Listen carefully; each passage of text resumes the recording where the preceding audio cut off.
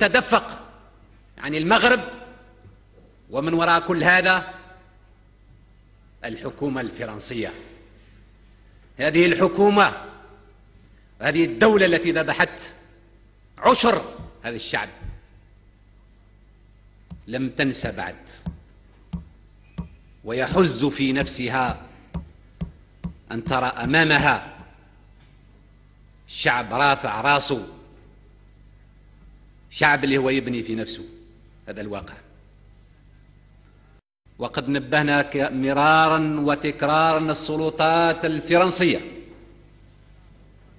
وخصوصا أعلى سلطة في هذه البلاد، وقلنا لهم كفانا حرب الجزائر. حاربتونا 8 سنوات، ذبحتوا منا 1.5 مليون، يكفي. فين راكم ماشيين بهذه الأسلحة؟ يأتي اليوم لنتكلم على هذا الموضوع، لأن كاين واحد بنكي اللي يدفع الفلوس. المغرب غير قادر باش يشري كل هذه الأسلحة، لأن هناك من راه يدفع الفلوس، يدفع الدولارات، وفرنسا تدفع السلاح. الحكومة الفرنسية تدفع السلاح. هذا الواقع، من أجل تثبيت وتكريس استعمار من نوع جديد. إذا لم ننظر إلى المشاكل أو إلى هذا المشكل من زاويته الحقيقية،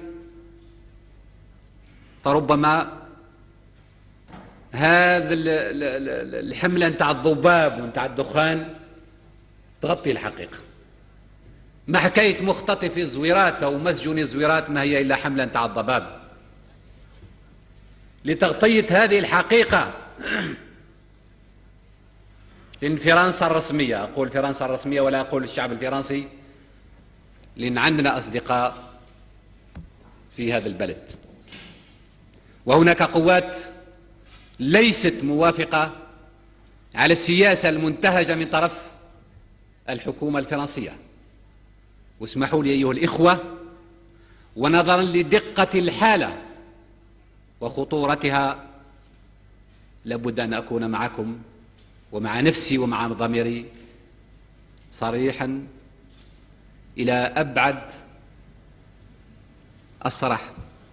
إذا قلت هو هذا الواقع، هذا هو الواقع. واتفاقيات التسليح بدأت بالخصوص من أزمة الصحراء الغربية، وليس كما زعم ملك المغرب أنها بدأت في 73، بدليل أنه بعد 73 وقع ما وقع في المغرب. وفي ذلك الوقت المغرب لم يكن يفكر في تسليح الجيش المغربي، ولكن كان يفكر بالخصوص كيف ينزع عنه السلاح، وقد نزع عنه بالفعل السلاح. إذن يجب أن لا نتلاعب بالتاريخ، يجب أن نضع الأمور في أماكنها، كل حاجة في المكان انتهى. قلت نبهنا ونبهت شخصيا الرئيس الفرنسي لخطورة هذه السياسة. أنا شايفه في المشي، عنده استراتيجية، لابد تكون عنده منطقة نفوذ، ومنطقة نفوذ هذه ما تقدر تكون إلا في البلدان الإفريقية الناطقة بالفرنسية. ما تقدرش تكون في أمريكا اللاتينية، ما تقدرش تكون في آسيا، ولا حتى في أوروبا. ومنطقة النفوذ هذه تمتد من المغرب إلى موريتانيا، إلى السنغال، إلى جهات أخرى من أفريقيا.